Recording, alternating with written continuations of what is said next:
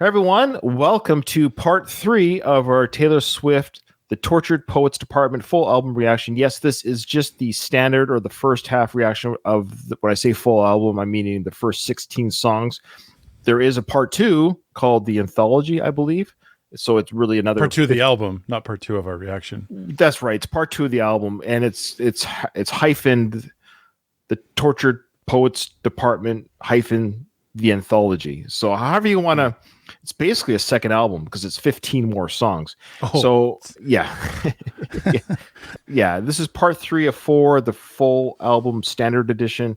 If people step up and pay for the second half, we'll get to. We have a couple of people that have reached out to us. We're hoping that they see it through because Nathan and I would like to react to it properly and for everyone to enjoy our reactions to this album. But here we go. This is from Carrie. So thank you so much. Everyone thank Carrie for fronting the first half, the first 16 songs. So thank you so much, Carrie. Thank you, Carrie.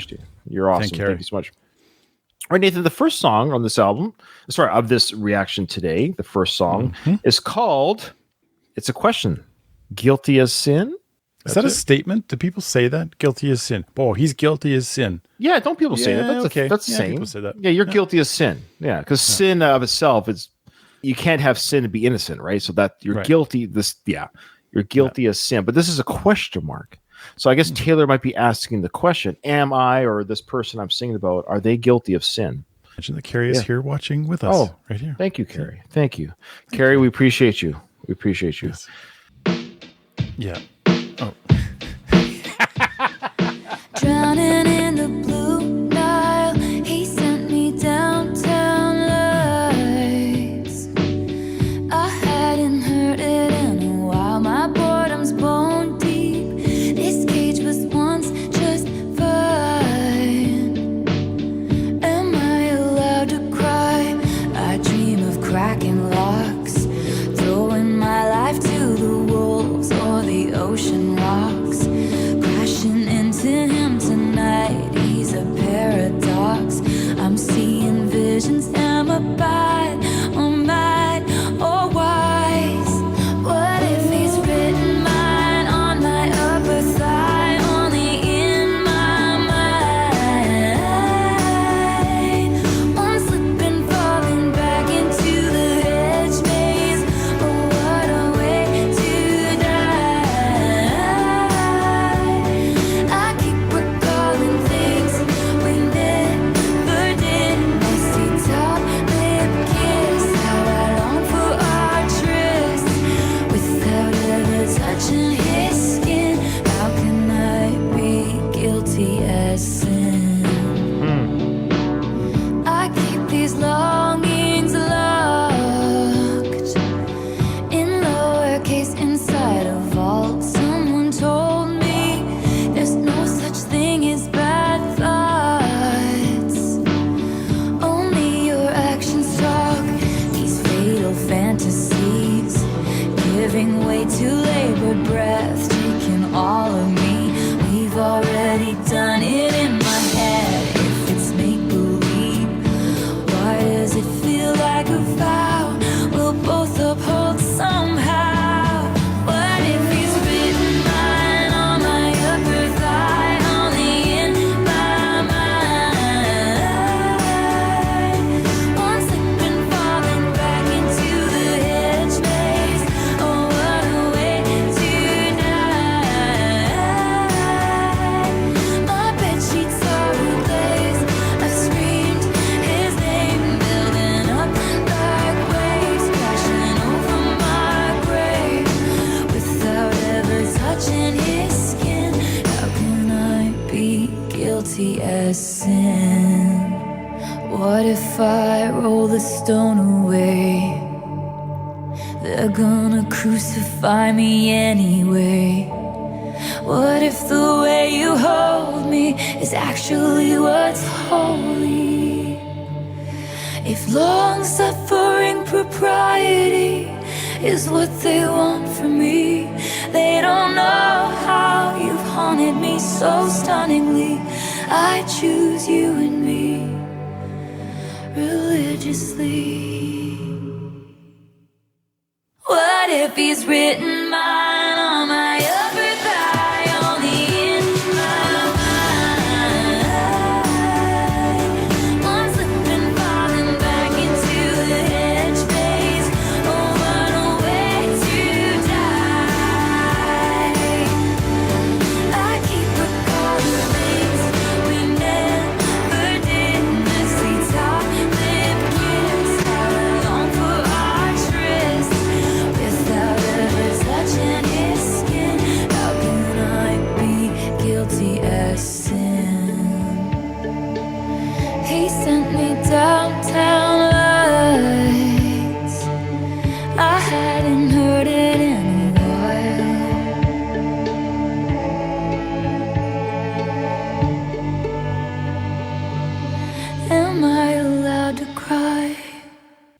also want to say before we get into the breakdown of the song, I feel like our part 2.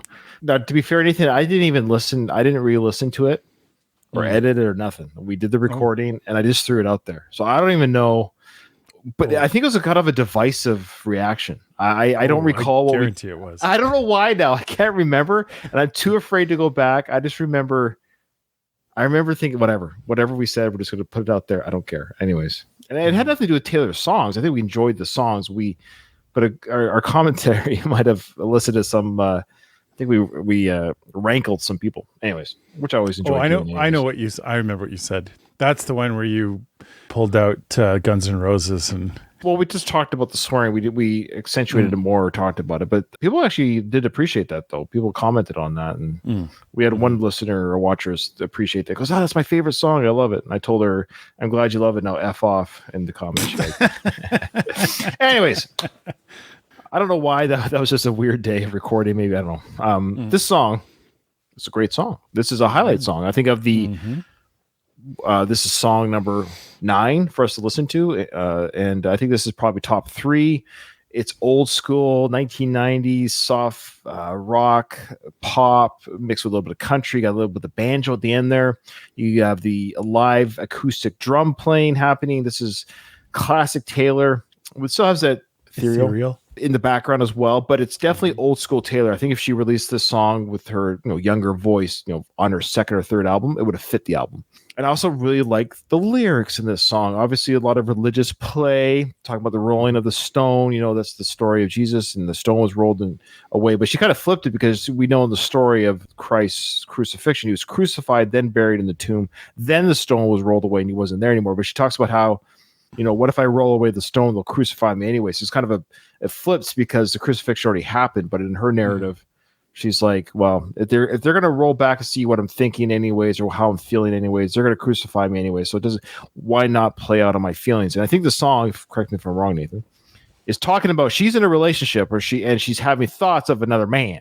She's thinking of another man. If this is when she was with Joe and she's thinking of Matt, I'm not sure, but she's like having thoughts and feelings of another man. Am I guilty of sin because I'm thinking about somebody else when I'm with somebody else? Am I guilty? And then she's talking about the fans are going to crucify me anyways. Who cares? Like, her own personal thoughts. I guess it's like her own personal thoughts are still up for scrutiny with the public. Yeah, I think you nailed it. That's pretty much what I assumed it was about. Not specifically about any one person. And I've learned over this journey with Taylor Swift not to always just jump to the who's this about. There's a part of when Taylor writes that she'll include that as part of the inspiration, but it's not about that per se. It's often about maybe talking about the bigger picture. And I like that she's taking this in a very poetic way, addressing that feeling of, I feel this in my head. I've already done all these things, but I haven't actually done them, and yet I'm still guilty of sin. It doesn't matter. Even if I didn't do those things, they would crucify me. Even if I didn't even mention it, they'll go back to my songs and pick out lyrics and say, you just talk about breakups. If you psychoanalyze that particular song, there's a lot of feeling of trapped amongst those lines. Maybe that's why she picked that style, because I think that's really reminiscent of how she was trapped at one point, very much so by the music itself. This is who you are. You're a country singer. You're whatever. So the idea of using that is very, very clever. All right. Well, so, okay. Awesome stuff. Yeah, I think we're really happy with that song. Nathan, the next one, this is now track 10. Another question, another question song. Interesting. 2 in a row. This question is, Nathan, who's afraid of little old me? Who's afraid of little? Is this maybe it's like a Virginia Woolf thing? There is a book that's titled that, I believe. I'm not familiar with the story, so I won't be able to make the connection. But yeah, I don't know the details. So okay. The who's who of who's that is poised for the attack, but my bare hands paved their paths. You don't get to tell me about sad. Ooh, haunting. If you wanted me dead, you should have just said Nothing makes me feel more alive. So I leap from the gallows and I levitate down your street. Crash the party like a record scratch as I scream. Who's afraid of little old me? You should be.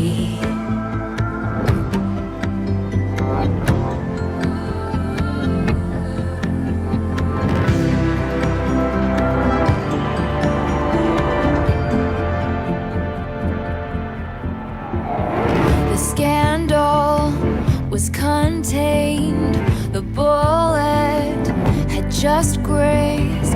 At all costs, keep your good name.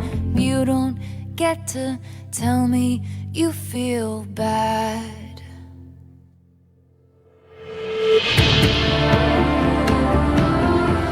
Is it a wonder I broke? Let's hear one more joke. Could all just laugh until I cry. So I leap from the gallows and I levitate down your street. Crash the party like a record scratch as I scream.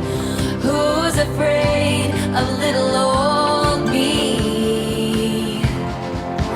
I was tame, I was gentle till the circus life made me mean. Don't you worry folks, we took out all her teeth. Who's afraid of little old me? Well, you should be, you should be, you should be,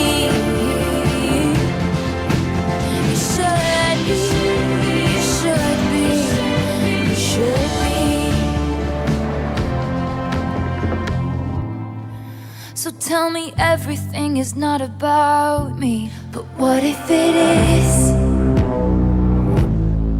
Then say they didn't do it to hurt me. But what if they did? I wanna snarl and show you just how disturbed this has made me. You wouldn't last an hour in the asylum where they raised me. So all you kids can sneak into my house with all the cobwebs. I'm always drunk on my own tears. Isn't that what they all say? That I'll sue you if you step on my lawn. That I'm fearsome and I'm wretched and I'm wrong. Put narcotics into all of my songs. And that's why you're still singing along.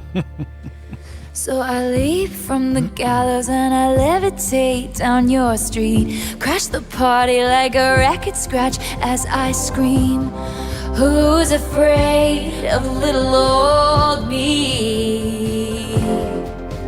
I was tame, I was gentle till the circus life made me mean. Don't you worry, folks, we took out all her teeth. Who's afraid of little old me? Well, you should be, you should be, you should be.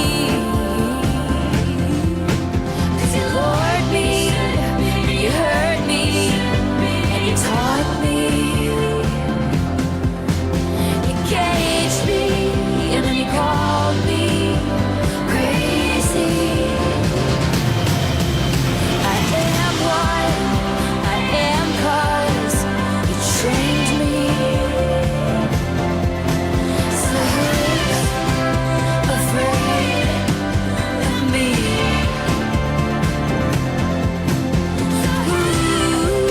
Who's afraid of little old me? Who's afraid of little old me?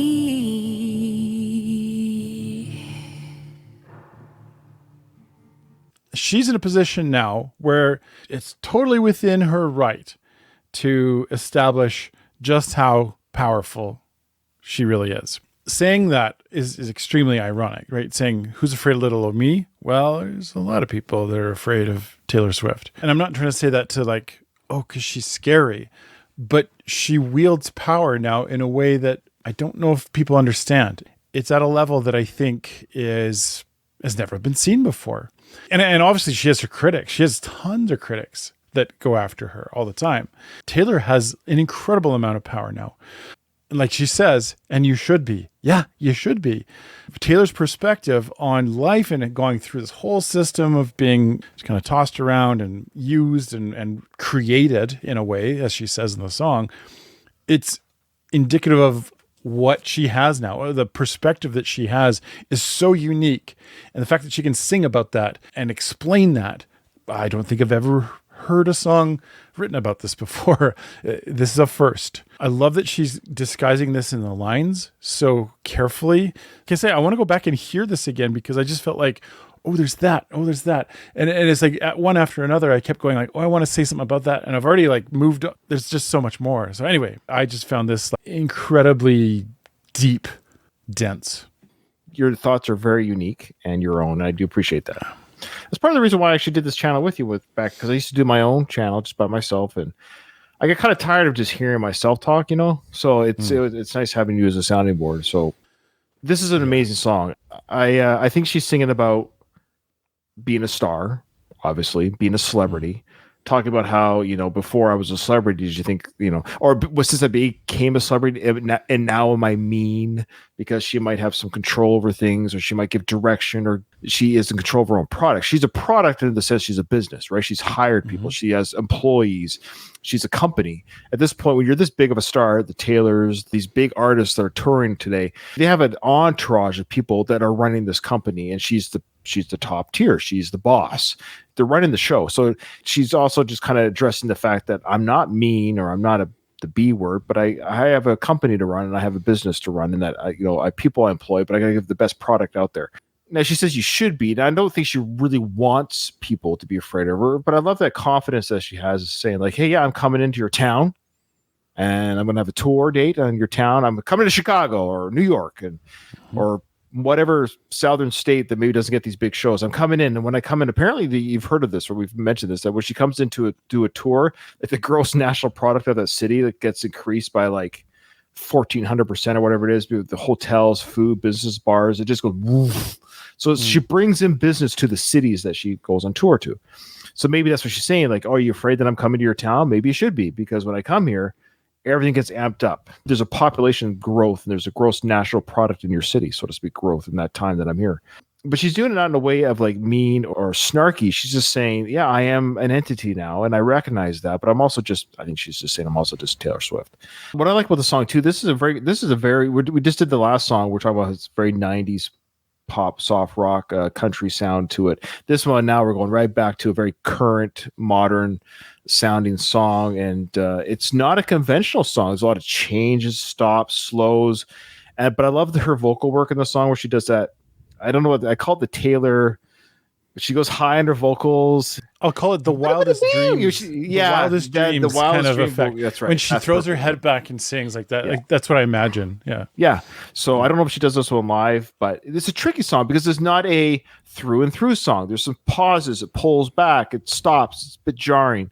And she doesn't always do songs like this. It's a longer song. It's more complicated. It's more, I would say prog, but it does have the elements of it's not a conventional song. It does have stop starts, the vocals quiet, loud.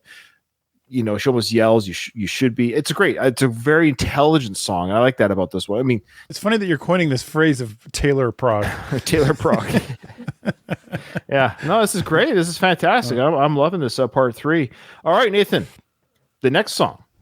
Nathan, now this is not a question. This is called I Can Fix Him, parentheses, no, really, I can. So this might be more of maybe a lighthearted song. What do you think? I think this is a lighthearted song. I can fix him. And then parentheses, no, I really can. We just kind of heard a slower type song. I think this one's going to be more of a 1, 2, 3, 4, bum, bum, bum, bum. Yeah, I think it might be more of an upbeat song. What do you think? I'm going to say the opposite. Wow. I'm going to say it's actually going to be very similar to the one we just heard, but just different Oh, Yeah, okay. that's my guess. Oh, yeah. I'm already off to a bad start. The smoke cloud billows out his mouth like a freight train through a small town. Okay. Oh. The jokes that he told across the bar were revolting and far too loud. They shake their heads saying, God help her, when I tell him he's my man. But your good Lord doesn't need to lift a finger. I can fix him, no, really I can. And only I can. The dopamine races through his brain on a 6-lane Texas highway. His hand so calloused from his pistol softly traces hearts on my face.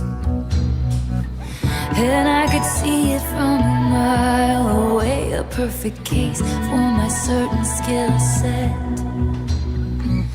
He had a halo of the highest grade, he just hadn't met me yet. They shake their heads saying, God help her, when I tell him he's my man. But your good Lord doesn't need to lift a finger. I can fix him, no, really I can. And only I can. Good boy, that's right. Come close, I'll show Oh, you what's that heaven from? if you'll be an angel all night. Trust me, I can handle me a dangerous man. No, really, I can. They shook their heads saying, God help her, when I told them he's my man. But your good Lord didn't need to lift a finger. I can fix him, no, really I can. Whoa, maybe I can't. Oh, maybe I can't. Nathan, what song was that? She sampled the sound from a song. I know she did it on purpose. You have to go back. Yeah, I timestamped this. it. I timestamped it in my head. Okay. Help me out, folks, in the comments. Close, I'll show you heaven if you'll be an angel all night. Trust me, I can handle me a It's dangerous before man. this. Just a little bit before where you stop. Help me out. There's a song. It's on the tip of my freaking brain, and if I could find it, add it. Play it. And only I can. Good boy, that's right. Oh, I got it. Cyndi Lauper, Time After Time. Yeah. That's Yes, yeah. I knew it. Yeah. Oh, thank you. Is driving. There's no way. There's no way Taylor Swift didn't know this. There's just absolutely no freaking way. That's bang on. That's Time After Time, Nathan. Listen to it now. Listen to it. Listen to it. Okay. Sorry. I was getting that vibe too. I didn't. Yeah. Yeah. Well, no, it was an earworm. I was like, I know that sound. I know that song. Good boy, that's right. Come close, I'll show you heaven if Yeah, you'll does it be again. an angel Yeah. all night. Now, of course, a little bit of change, but there's no way. If there, Find you. Come on, tell me I'm crazy, folks. Tell me I'm crazy. Okay, now that we got that out of the way, when it hit, I almost stopped the song because it was so strong when it hit. But it's like Somebody out there needs to make a mashup. No, this is an awesome song. I love it. This is dark country. In fact, this song, I was like, man, I want her to do a whole album of this genre. This is dark outlaw country sounding, and it's got that electric guitar. It's a very, very deep singing voice. I loved it. It was just, it's got hauntingness to it. It's I love the message of this. The lyrics are incredible in this song, and there is some speculation it was about Matt Healy, because apparently Matt Healy was considered a dangerous man. He has a history of controversial statements and actions, which led to the public disapproval when the relationship became known. So some of those lyrics might reflect this. For example, they shake their heads saying, quote, God help her, when I tell them he's my man. Another line that I liked right here was, I love this imagery here. So the song opens up with this, Nathan. The smoke cloud billows out his mouth like a freight train through a small town. The jokes that he told across the bar were revolting and far too loud. So maybe Matt had a bit of a rough sense of humor if it is about him. But again, the idea, this is a very plain, simple, not plain song. The message is clear. It's a song about, I can fix this guy. If he's with me, I can refine him a little bit. But I love how the song ends at the very end. Well, maybe I can't. Yes. When that line came through, I was like, thank goodness that's the last line. Because I wonder how many people, and this is just a question for the Swifties, how many Swifties out there were hoping this was like an anthem for fixing their man? Because I wonder if there's a bunch of people that got sucked in and thought, this is her telling us that it's okay for us to think we can fix our guy. I'm just going to give you my perspective as a teacher of young people. I can't tell you how many young people I've watched, and unfortunately a lot of them are young girls, that throw their lives away hoping to fix loser McDougal and drop all kinds of opportunities. They're bright, they're like gifted, they're musical, or they've got all these different talents, and they get completely sucked in by a loser guy that suddenly requires all of their resources, and he just sucks them dry, like just pulls everything out of them, and they become like a shell of what they used to be. There is a personal connection here, a family connection that is currently the issue. That's why this has hit me hard, and I was so glad that the last line says that. I just hope that there's girls out there that are taking some cues from this and saying, I got pulled in. I thought maybe she was going to talk about being able to fix guys, and because I can handle the danger, I'm that good that I can do this. No question that there are some girls who are just fantastic at being able to handle a dangerous guy. However, I'm glad. I don't know. I'm just glad that it ends up going that way. Yeah. Oh, well said. All right, Nathan, the last song is an acronym. It's LOML. So I had to Google that because I thought that's not a word. It has to be an acronym. So instead of the acronym being love of my life, the acronym stands for loss of my life. Oh, okay. All right. That's my understanding. I could be wrong. Let me know, folks, if I'm wrong about that. So regarding that, it's probably about Joe, if I was to guess.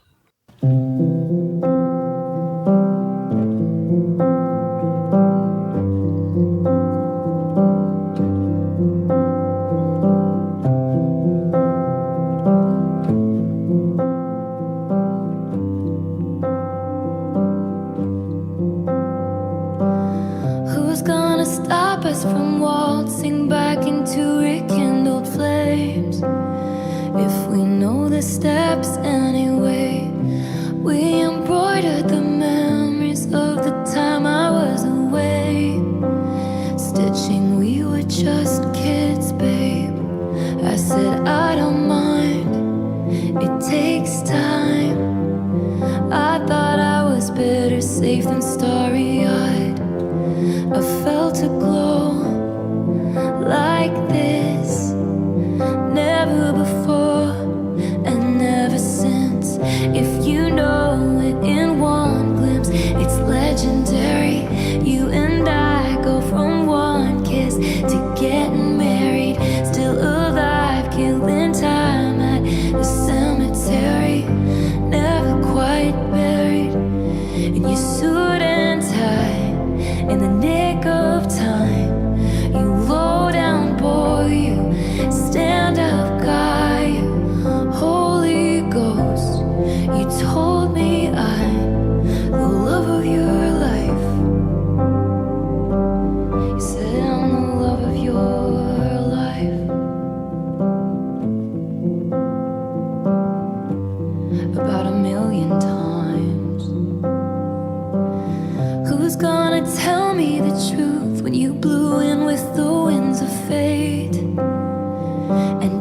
me I reformed you.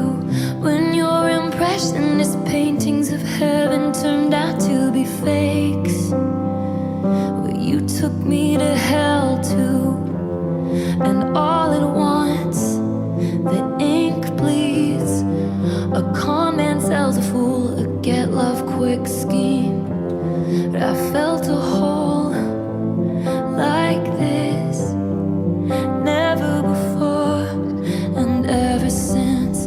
If you know it in one glimpse, it's legendary. What we thought was for all time was momentary. Still alive, killing time at the cemetery. Never quite buried. You cinephile in black and white. All those plot twists and dynamite. Mr. Steal your girl, then make her cry. He said, I'm the love of your life.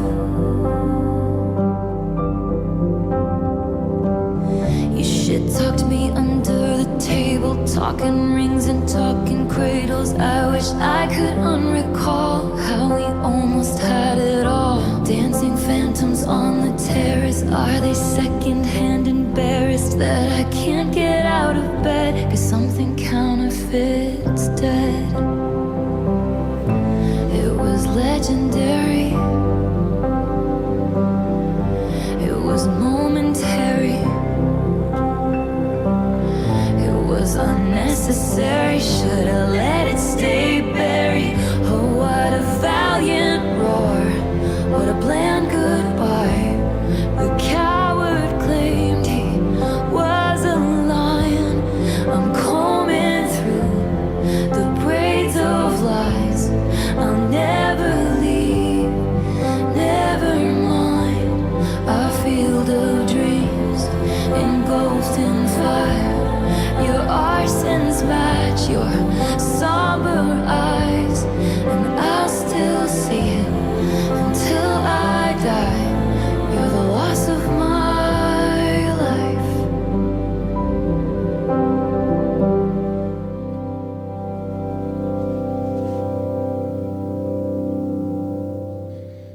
The way that she's telling this story, this is the Taylor effect. Okay, this is what I call the Taylor effect. Very rarely can you get music that will make you reflect on your own life, right? I don't know if a lot of artists do that for me. Quite often I'll get music that makes me think of emotions, and I'll tie those emotions to parts of my life. But lyrics, that's rare. Sure, it's Joe or it's Matt or whoever it is. That to me is secondary, because what this song did is it made me kind of reflect on, okay, in my younger years, obviously, I've had relationships that kind of went and, came and went and were not always great. And in some ways, I often feel like I left stuff unresolved with people. I left just kind of like, you got to move on. Life's going a million miles a second. When I was a teenager, kind of like my life is all the time, I think I left people out to dry, not intentionally, just that's the way life kind of goes.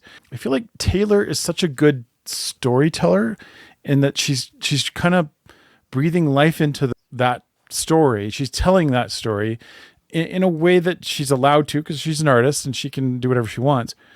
And she's taking the story of this, moment with Matt or whatever. She's giving it real teeth, a real background. I can't do that with some of the relationships that I've had over the years. I could go back and try and maybe write something about, how it made me feel. This actually made me reflect on some of those and think like, I wonder if people felt like Taylor felt when we broke up or whatever. It felt unresolved and they wrote something to kind of process it. Because I think that's what Taylor has done here. She's processing real emotions. No, why are you so far away from your... You're so small. Yeah. So, like I was saying. okay, this is what I've got to say about that. This is what can you hear me? Okay? Ow, my back. Sweet. What? So, Yeah. This is what I'm gonna say about this song. Yeah. Doing? So Yeah, put your feet up. I'm getting too old for this. Oh man. Yeah, now my camera's all fuzzy. Okay, Your camera's like, I can't take it anymore. enough fooling around. This is a beautiful song. It's a harbor. People in our chat were saying they think it's Healy, and I don't think it matters. But I'm still going with Joe. I think it's too. My own. This is impure. This is what do you call it? Circumstantial evidence. I don't have any evidence. I'm not Taylor's life. Not any more than these fans are in Taylor's life. But this is my perception of the song. So this is my perception. I'm not trying to prove anybody. It's so deep. Like I know she was with Matt before Joe, or they were friends or something. They had some sort of relationship before Joe. I know a history. And then they had that really quick relationship after Joe. I don't think it lasted too long, but a lot can happen in a short period of time. You guys can write all the comments you want. I don't care. There's nothing you can write. I'm just telling you my perception. So I'm going to ignore your comments. I'm not going to speak to them.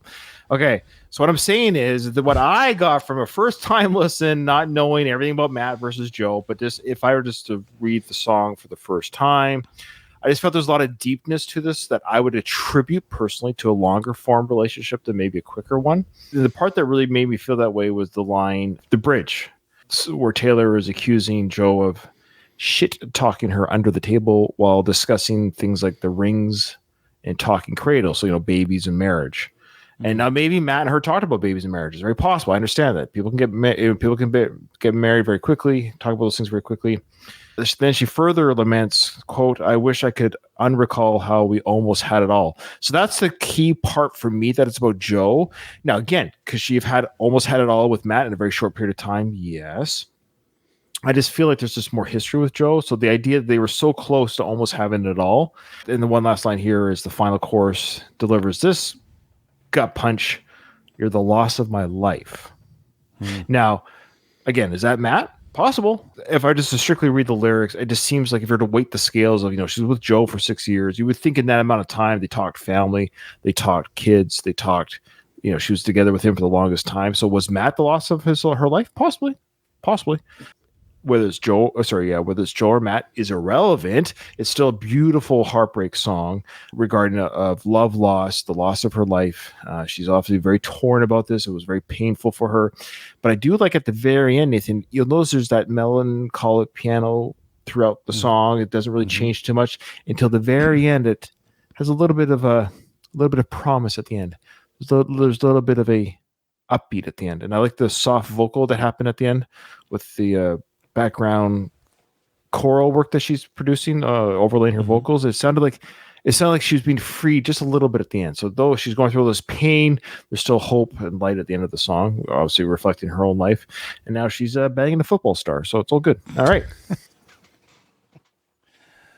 If I have to weigh in on who it is, I don't know if that matters at this point, but I just think it sounds more like a conglomeration of the two of them, to be honest. Sure. Absolutely. That's probably true too. You're right. It could, because she's with both guys very close together for different reasons, for different lengths of time. But yeah.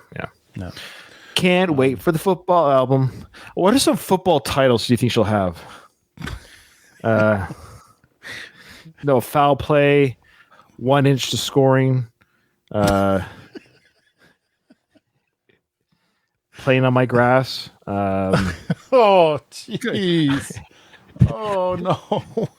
Pigskin isn't just the football. Stop. Stop. This is the Swifties apology, fly swatter. I'm no longer a tight end. Okay, Nathan, seriously.